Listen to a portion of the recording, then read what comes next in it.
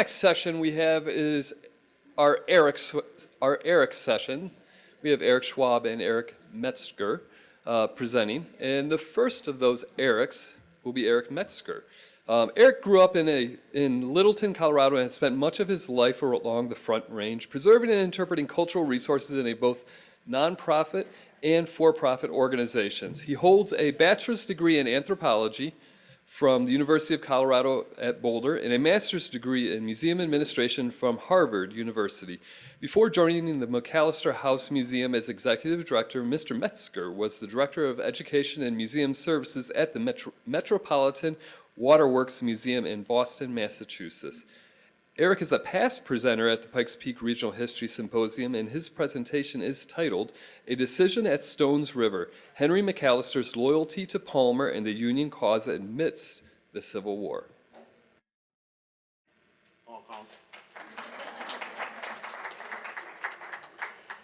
Thank you, everyone. It's nice to be here today, and I'd like to thank Brett and Cara and James and everybody else that helped put this together today. I think we're all happy to be back here, right, after a little hiatus, and it's great to see everybody in person, so thank you. Nice to see you. I'm going to talk about something today, a story that we haven't told very much coming from the museum, but I think is very important. And I think it's important to the city of Colorado Springs because it has to do with relationships that are our founding relationships. Of course, many of you know that we're going to talk about these two individuals right here, William J. Palmer and Henry McAllister Jr. I'm interested in this relationship very much because we want to understand a little bit more about what brought these two people together, what kept them together, and the products of that relationship. We interpret military and society at the McAllister House Museum, and that's kind of what we're doing here. We're really getting to what McAllister and Palmer did after the military, but to understand the relationship, we're going to look at a particular instance in the military that brought these two people together. Here are the questions that I'm particularly asking with the research that I've done here, and that is, how did the relationship evolve? Really, we're going to talk about when the relationship started here in this talk, but how did it evolve? And how was this relationship different than average relationships, relationships where men in developing states meet? And I think it'll become very clear that we've got a special relationship here. So a little context to my talk. We are going back in time, and it is well before the founding of Colorado Springs or Fountain Colony, and we're in the Civil War period. In the fall of 1862, the 15th Pennsylvania Volunteer Cavalry, the newly formed and recruited regiment, is gathering in Carlisle, Pennsylvania at Camp Alabama. So just imagine rows and rows and rows of tents. That regiment is typically about 1,200 people. In this case, it was probably closer to 1,000, but 1,000 men making their way to Pennsylvania and Carlisle and forming up rows of these tents and getting ready to go to war. Okay. Meanwhile, something else interesting is happening, and that is the Battle of Antietam. And the old Anderson troop is down there at Antietam fighting.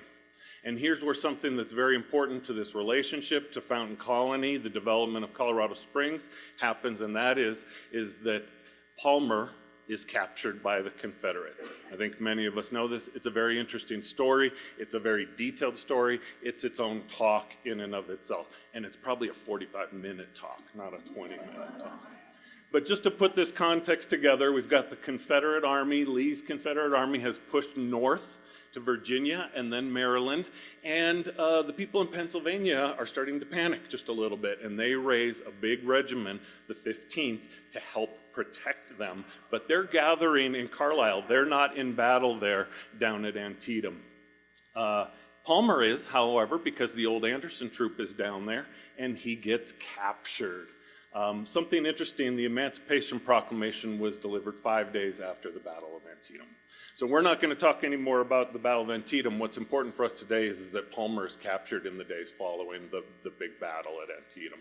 And he resides then at Libby imprisonment for a number of months, for about 7 months. So back up to Carlisle, we've got these recruits, they're getting formed. This is their kind of unofficial emblem of the 15th Pennsylvania Cavalry, and they are assigned in Palmer's absence to Buell's Army of the Ohio. Soon it's going to be renamed the Army of the Cumberland, and they are ordered to march to Kentucky. This is going to be their first engagement. Imagine what that must feel like, and imagine the buildup to that. It could be esprit de corps, it could be fear, it could be confusion, it could be a number of things, but just try to imagine that feeling. At the time that they are marching to Louisville to go into their first battle at Perryville, we've got an interesting situation developing here at the top of the rankings. Palmer is captured. He is not there. He has personally recruited a number of these people. They feel loyal to him in particular. He is not there. They don't even know if he's alive at this point, okay? So their leader, their great charismatic leader, is not with them. Lieutenant Colonel Spencer has an illness. I haven't been able to find what that illness is, but he basically is incapacitated. He follows the 15th all the way down to Murfreesboro, but he's in an ambulance, and he's in an ambulance and observes all the battles and things coming up. So he is not a commander. He's certainly not a field commander. Lieutenant Maple is the next one in ranking order, and he now is in command of the Anderson troop surrounding Antietam. Ward, who at the time is a captain, gets summoned back up to Carlisle, and a captain is in charge of a regiment up at Carlisle. Anybody who knows these military terms and the sizes of these, a captain to be in charge of a regiment is a little bit outrageous, okay? So we can see that there might be some confusion and some problems beginning to foment. Here are some of the problems that are coming up. There is a little confusion. We've got lots of quotes from different diaries and writings during this time in Camp Carlisle. There is confusion about what company you are attached to. There is confusion about how big the regiment is and was supposed to be. Many people thought that they were going to be part of a smaller regiment. It turns out it's pretty big. They start to think that some of the things that the recruiters told them are not coming to fruition. They have not had officers chosen yet. So these are kind of leaderless individuals, and about 1,000 of them. It's a fair amount of people to be somewhat leaderless, right? And Ward does the best he can, but he's only so experienced and has so much rank. Palmer apparently, according to Will Colton and others, had informed all of these new recruits that he would appoint officers based on merit once they reached Louisville. But of course, he's not. So the 15th marches south into central Kentucky. They engage in Perryville. That is not an important part of our story, so we're going to kind of move past that. It is not a large engagement as far as the 15th is concerned. They don't take a whole lot of casualties. They haven't had their first big one yet. It's coming up right now. However, as they march south, down to Murfreesboro, Tennessee, outside of Nashville, this dissension continues. And we see many, many quotes about the problems and the thoughts of these individuals as they have plenty of time on their hands as you march south to think about what's coming next for you and for your company and for your regiment. It begins to get very significant, and Colonel Spencer promises the regiment that Rosecrans, the general of the army, will take care of it and will organize them.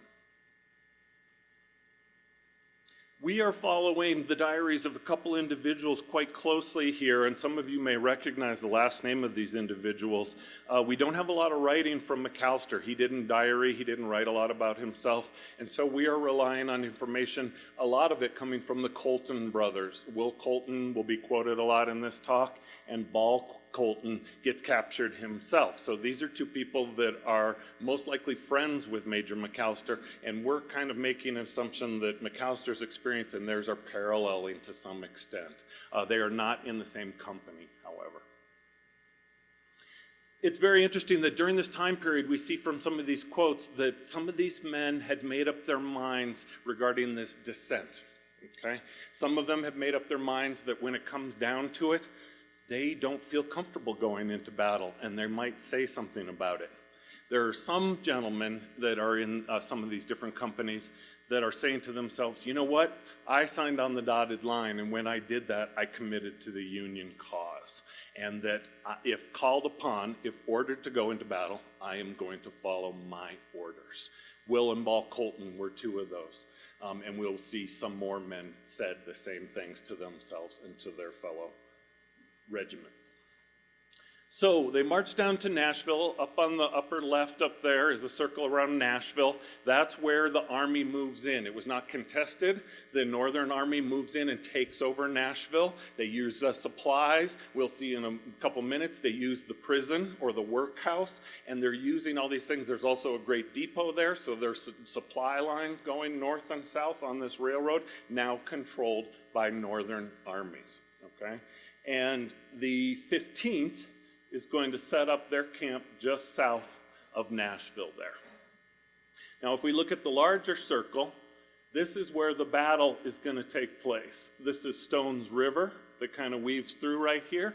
The Union thought that the Confederates were hunkered down for the winter on the east side of that river.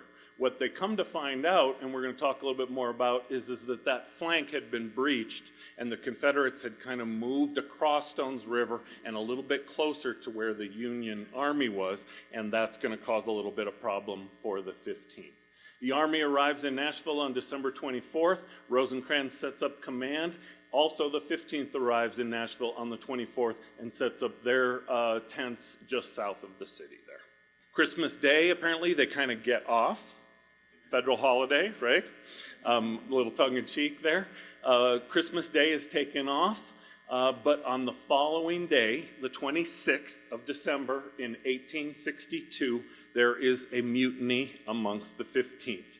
So they are ordered to march south at daylight. Just imagine being Henry McAllister or some of these other individuals that as you get up and poke your head outside of your canvas tent, you see a sight very much like this.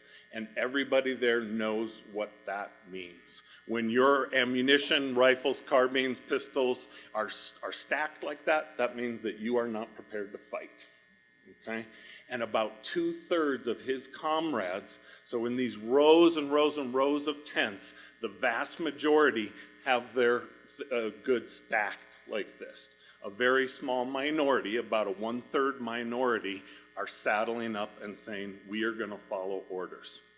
Major McAllister, at that time, I'm in the habit of calling him Major McAllister. He's not Major at that time, he's not even close. McAllister is going to be one of those men that saddles up at that time. The Mutiny and Company L.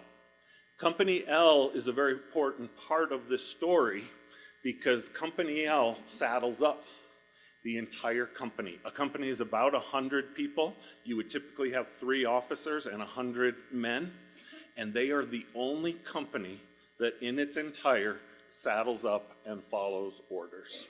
So around 100 men, plus another 100 from other companies, are out there saddling up when they know that the majority of their force is not going to be with them that day and has pretty good reasons to be mutinying. Those reasons are kind of in the back of their head. Those fears of going into battle are in the back of their head also. And we see some great quotes here. It was well known that Company L was the company that was riding into battle. Everybody witnessed that. Approximately 200 of the 15th begin to march south. They are in the advance, which means there's nothing between them and the enemy except for a little bit of distance. And what they're assigned to do is to flank the major army lines on the southern or right-hand side. So they're going to be the protection and the scouting for the army on the southern flank. Not every single mess or tent were united in their opinions on this. That's why I include in Tweedsdale's mess, some decide to go and some decide not to. But in the majority of them, the whole mess or whole tent would decide to go one way or the other. So here we get into the heart of this talk, and it's ironic that there's not a picture up there, because what I want you folks to do again is to picture this and to try to feel this. You're marching into battle without all of your comrades behind you that you've trained and been recruited around. The feelings and thoughts that must be going through these soldiers' minds. Now, some of them maybe are so hopped up on adrenaline and ready to go that it doesn't matter, and they're going to march into battle, and that's fine, but others are more contemplative, and they're thinking about the ramifications of this, and maybe a little fearful that they don't have their full regiment behind them. They're a small unit moving forward.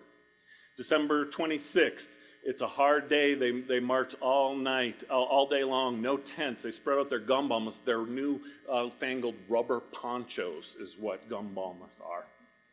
They keep them tolerably, they don't even sit in tents. They huddle up and put their ponchos over them and spend the night. The next day, they're marching further south at daylight. Rosengarten and a big Reb had a hand-to-hand fight. There are skirmishes, quote unquote, during these days right here. They are not even entering officially into war, into battle at this point. These are called skirmishes. Foggy on the 28th. On the 29th, our important day, up before light, we had a hard march, the right wing of the army being in the advance. So here's what we're talking about, folks. The 15th reconnoiters at this crossroads right here, and what they're ordered to do is follow that pike, and they are going to ford Overalls Creek right here and enter into this field. When they enter into that field, they see Confederate cavalry in this area right there. And this is very interesting. They immediately pursue them. They don't hesitate, they immediately pursue. I have multiple lines of data that say we immediately pursued that cavalry. This is a little bit of a problem because they over-pursued. And what happens is that they pursue through that field and they come up against a fence, and guess what happens? On the other side of that fence is the 10th South Carolina Infantry. And they stand up and they get blasted upon at point blank range. They lose many lives at that moment. It could be presumed that possibly McAllister had his horse shot out from underneath him and killed at that moment, but a lot of lives and a lot of horses and injuries occur at that particular time. They push back that infantry, and they eventually reconnoiter and move back and go back to the army. But it's a very important moment. Both Ward and Rosengarten are killed almost immediately. Here are some quotes, folks. This top one, I think, is extremely interesting, not because it conveys information that's going to further my hypothesis, but it shows humanity. So take a look at that upper quote right there, and here's what happens, and this is probably what happened to McAllister. As cavalry, if you get your horse shot out from underneath you, you're in a little bit of trouble, and you're going to enter into hand-to-hand combat. This individual right here rolls over to get up and has a muzzle pointed at their face, right? However, that Confederate's comrades beg that individual not to shoot that Union soldier. So a little bit of humanity, right? I think it is very interesting because there is plenty of blood and gore. Company L was very active and a lot of people were injured. They were right there in the heat of the battle. We also have things that might be considered heroics. Butcher and Holt, of two separate companies, they capture a Confederate flag and they shoot the individual that was the standard bearer. This is Civil War, right? This is what happened. This is what McAllister is going through. So as I mentioned, both Ward and Rosengarten are killed that day. Here is one list. There are different numbers out there. These individuals were in war. Sometimes their memories are not accurate. Sometimes the numbers are a little bit different. But this gives you a feel from Company L, about 100 men that McAllister's in, that we have a lot of injury. We have a lot of dead, and look at the number of people that are missing. So they might be dead, they might be wounded, they might show back up, they might desert, but we have a lot of people that are also missing from this company. Here is McAllister's war record. If you want to come see this, this is up on the wall in the carriage house at the museum. We've got great information from this, and from this war record we see that McAllister mustered in Company L in October. He was promoted first sergeant in Company L in November, right prior to the Battle of Perryville, And on December 29th, McAllister says that he was wounded in the Battle of Stones River and his horse was killed. So we get information directly from McAllister as to what his situation was in that particular skirmish, right? It's a little bit absurd that we're calling it a skirmish. To the Company L and to the 15th, this was battle. After that day, a few things happened. The individuals that mutinied signed a petition. We've got 536 of them, and they delivered to Secretary of War Stanton. And these are the things that they are claiming. They're claiming that their terms of their agreement with Palmer and other people, that they were denied some of these options, in other words.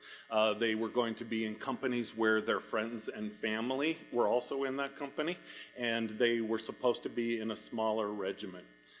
They were also deprived of selecting their own officers. So just quickly, a reprisal. On the 29th, Phobes, who is the commanding officer of the 15th that is in camp there, he meets with District Commander General Mitchell, and Mitchell declares it to be his purpose to fire upon the mutineers, so they are threatened with death and execution. On the 30th, Morgan marches into that camp and surrounds that regiment and wants to force them to compel them to be obedient. On the next day, the 31st, mutineers are marched to Nashville workhouse and imprisoned. Some of them on the following day, who did not mutiny, go to the workhouse to be with their brothers and their comrades. So we can see this descent is kind of back and forth a little bit here. Rosecrans makes a final decision that he's not going to execute any of these people in the field, that he wants to offer them a deal. If they will go back to the 15th and pursue their offices and the war, then he will set them free. Approximately 300 agree and 200 remain in confinement. Palmer returns to the 15th. He sets to work reorganizing them, and he accepts the changes that Rosecrans makes. And guess what? So what do we see? We see that McAllister, this is my last slide here, he's promoted to First Lieutenant, Company G. 2 months later, he's promoted to Captain of Company G, so he has his own company. 2 years later, he is appointed Assistant Adjutant General to Palmer's staff, and then he's promoted to Major, and he's mustered out. So he was voted by his company to be one of the officers that would be in command. I'm going to hurry through this. There's a great PhD dissertation by a gentleman named Romansky where he looks at why there was this dissension in the first place. It's a sociological dissertation, and he likens the recruitment of these men to militias in the Revolutionary War. There was an esprit de corps, and these men were going to enlist and stay together and fight together and die together, and that was a big part of the enlistment of the 15th also. So is it possible that McAllister's attitude towards volunteer enlistment may have been similar to Will Colton's? I certainly think that it is possible. He was probably strong in his conviction of abolitionism, as well as his feeling of esprit de corps, that this was the opportunity for him to join a cavalry and to serve where he could serve with people that he knew and that he trusted, and there was an esprit de corps coming out of Philadelphia, and for his trusted commander, General Palmer. And that is my decision at Stones River. You can see that it was very complicated. It's a complicated issue and it needs a lot of dissection, but it was a difficult decision for McAllister to make. It benefited him, and I think that it benefited Palmer, that relationship, and I think that it benefits Fountain Colony and Colorado Springs over 150 years later because he made a good decision on that. Thank you.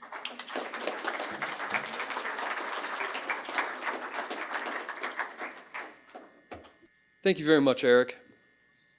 Now for the next presentation, I've been really looking forward to Eric's presentation. Sorry, that was not nearly as funny as I thought it was going to be. Okay, I'd like to introduce Eric Schwab. I'm going to read his bio, and I will preface this with, it's probably the best professional bio that I'm going to read today. So, let's introduce Eric Schwab. Eric was born a long time ago. He pursued a couple of degrees and 5 careers, none of which none of which had anything to do with history. His passion is figuring out what was going on in cabin ruins, mine shafts, abandoned utility lines, water diversion projects, abandoned trails, and homesteads he discovered wandering on Pikes Peak. He has mounted 4 exhibits of historic activities for local museums and delivered many talks on the Pikes Peak history. He has written books on Fred Barr, the Manitou Incline, and his latest, The Granite Attraction, Stories of the Pikes Peak Highway and Summit. Eric Schwab is a past presenter at the Pikes Peak Regional History Symposium, and his presentation is titled Rocky Mountain Reforestation. Well, thank you for the opportunity to be here. By the end of the 19th century, forests of the United States had been devastated by forest fires, by indiscriminate logging for mining, the railroads, and for the construction industry. The federal government realized forests would need help to recover. By 1906, the Bureau of Forestry had tried to establish tree nurseries on Pikes Peak in 3 locations. When all 3 failed, they chose land at the base of Mount Hermon for their project. In 1907, the development of the Monument Nursery began with the construction of a barn, the erection of tents for the workmen, and fencing of 480 acres. In 1908, the tents were replaced by 5 log cabins.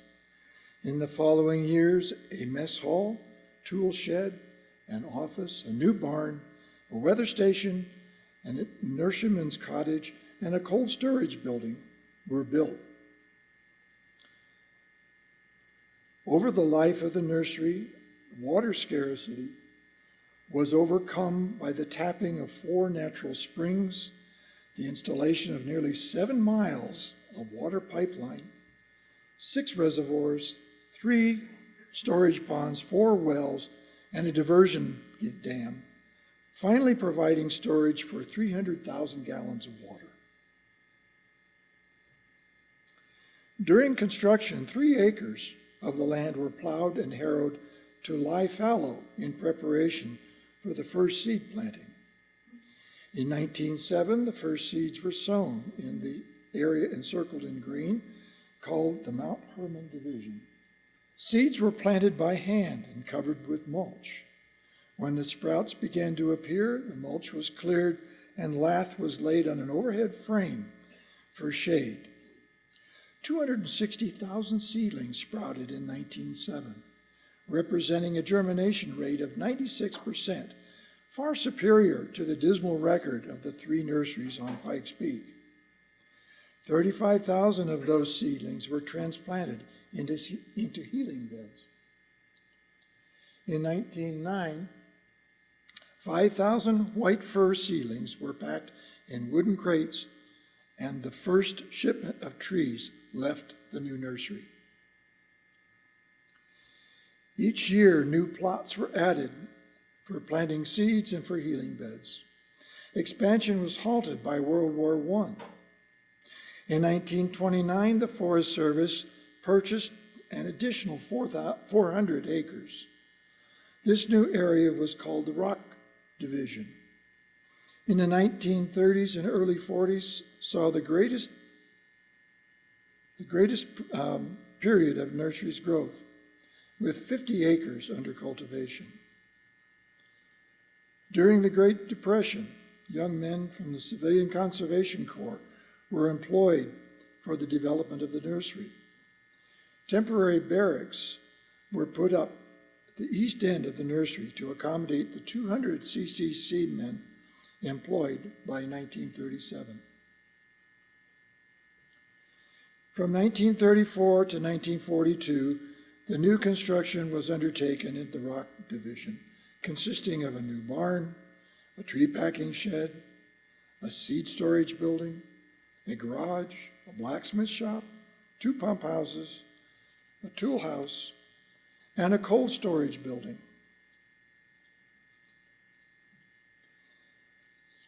A new head nurseryman's residence, completed in 1940, was the dream home of the nurseryman's wife.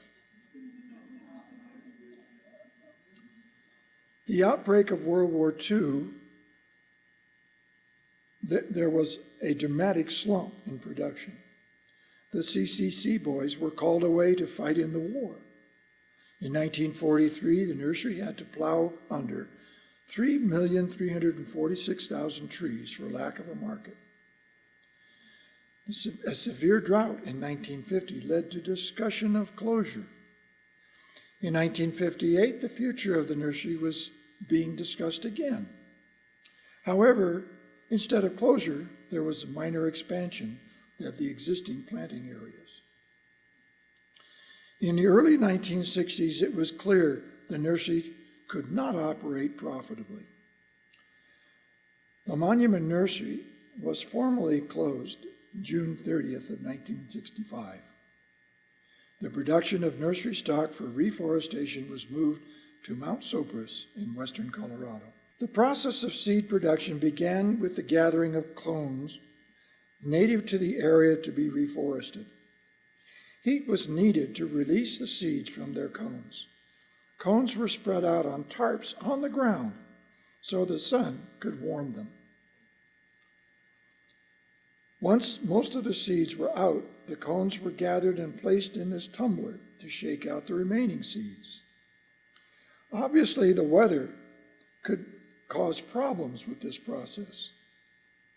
Scientists at the Fremont Forest Experiment Station on Pikes Peak were experimenting with ways to improve seed extraction. They placed cones on screen trays in an enclosed space with hot air. As the seeds released, they fell through the screen and into a bin below. For each species of tree, the researchers determined the correct temperature and the exposure time for effective seed extraction. In 1936, this process was scaled up at the Monument Nursery with the construction of a seed extractory building. The cones were delivered to the third floor, where they were cleaned and dropped to the second floor, where they were heated and releasing most of the seeds. Then both the seeds and the cones were dropped separately to the first floor, where the cones were tumbled to release the remaining seeds, and the seeds themselves were de-winged. This three-story building is now used as office space. To prepare for planting, soil was plowed and planted with peas. When the peas bloomed, manure was spread on the field, and the field was plowed again, and the following allowed to lay fallow until the time to plant. This was done between each tree growing cycle. The process was mechanized in later years. When it was time to plant, seeds were sown by hand, covered by workers drawing their fingers through the dirt. Later, this process was mechanized by tractors pulling multiple planting drills. Once germination occurred in the spring, the beds were protected against the birds and the rodents by frames covered with hardware cloth. Water was crucial to the successful germination and growth of seeds. At first, the fields were watered by hand. Flooding was also tried, but neither proved satisfactory. They experimented with overhead sprinklers at various heights and found that the placement of sprinklers at 18 inches above the ground gave the best results. If the soil was properly prepared, there was very little problem with weeds. Still, diligence was required to prevent weeds from taking over. Shade was provided by rolling out snow fencing over a low framework above the planting beds. Once seeds germinated and reached the proper age and height, usually after 1 year, they were transplanted to separate healing beds. Transplanting involved placing 72 seedlings in slots 1 inch apart on a transplant board. The seedlings were held in place by a spring-loaded lath. A trench was made in the planting bed with a wedge-shaped roller. The roots of the trees were dangled into the trench and soil packed around firmly against them. The spring-loaded lath was released and the planting board removed, leaving 52 trees in place at one time.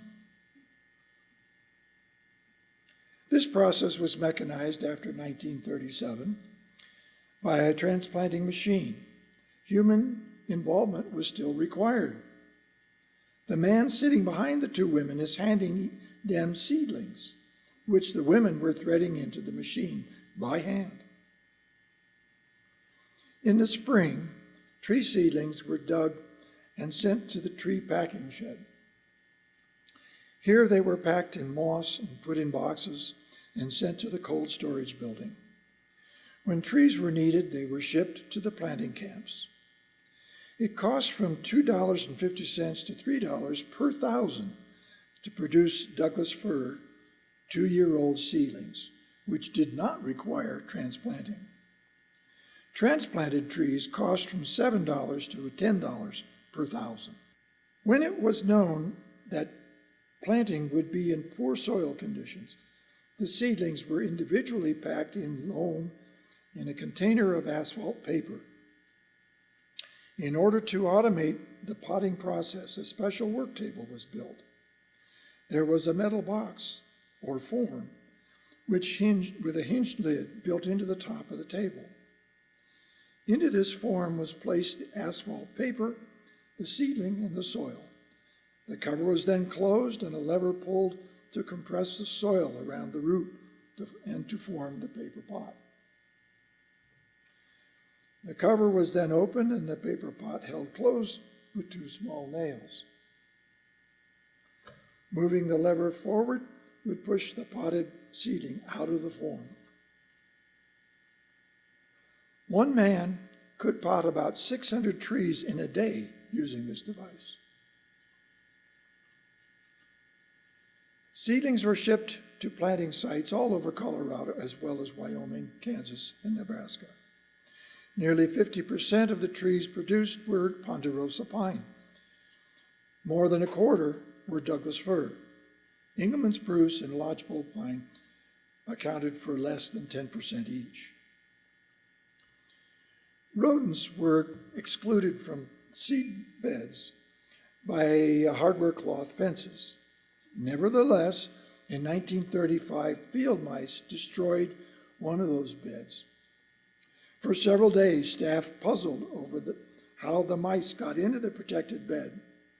Finally, a CCC enrollee confessed that he had uncovered a nest of field mice, and in a misguided humanitarian move, he had placed the entire family inside the rodent-proof fence. Those mice enjoyed an abundant winter. Many individuals were involved in the operation of the Monument Nursery, but none were as committed to its success as the head nurseryman, Walter Schrader. At age 13, Walter quit school and went to work on the family ranch. At age 16, he left home, traveling around Colorado, picking up ranch work where he could. In 1903, he heard about a 9-month course offered by the State Agricultural College at Fort Collins. He did not meet the educational requirements for entrance. However, he convinced admissions that his motivation and was admitted without examination. During the course, he discovered his passion for horticulture. When one of his instructors told him about the summer job opening at a new nursery on Pikes Peak, he jumped at the chance. In 1904, Schrader and 3 other future foresters reported to Fred Beasley in Colorado City. The boys were charged with taking a team of horses and a wagon up to the Jones Park Nursery. Beasley appointed one of the other boys as the teamster. a position that rated the boy a $10 a month bonus. When the boys stopped for dinner at Jones Park, the teamster tied the horse's reins to a wagon wheel. Schrader remarked that this was a bad idea. The teamster replied, "I am the teamster." A few minutes later, the teamster startled the horses and they broke loose from the wagon and ran off. 3 of the boys scattered in pursuit of the horses. Schrader, however, calmly hiked down the trail to the livery stable in Colorado City where he knew the horses would be. Schrader gave Beasley a report of the events of the day, and Beasley, impressed by Schrader's initiative, made him the teamster and gave him the $10 a month bonus. In 1906, Walter believed the forest agent visiting Jones Park needed to be initiated into the camp brotherhood. Early on the morning of the 4th of July, Walter prepared 3 sticks of dynamite to explode outside the headquarters building where the agent was sleeping. Walter cut the fuse just a little too short, and while running away with his head bent down, the dynamite exploded, sending a barrage of gravel to the closest point on Schrader's body. For several days after that, when the agent invited Walter to sit down, he refused, saying he preferred to stand. Walter is credited with having plowed the first furrow at the Monument Nursery in 1907. He was soon made head nurseryman and was in charge during the period of the greatest growth of the production. On June 15th of 1911, Walter married Elizabeth Poley, and the couple set up housekeeping at the nursery where their 3 children were born. With the exception of those first couple of years at Jones Park Nursery, Walter Schrader spent his entire 38-year career with the Forest Service at the Monument Nursery. After his retirement in 1943, the Schraders moved to their home near the Garden of the Gods in Manitou Springs, where they lived until Walter died in December 18th of 62. Today, the most visible evidence of the tree factory that produced more than 72 million trees during its 58-year history are the rows of shelter belt trees and the buildings in the Rock Division being used by the Monument Wildland Firefighters. A network of trails on the old nursery are open for the enjoyment of the public. You may have noticed a picture, a color picture just to the right of the doorway out there of 2 rows of trees and green grass in between. That is one of the shelter belt plantings at the Monument Nursery. Thank you.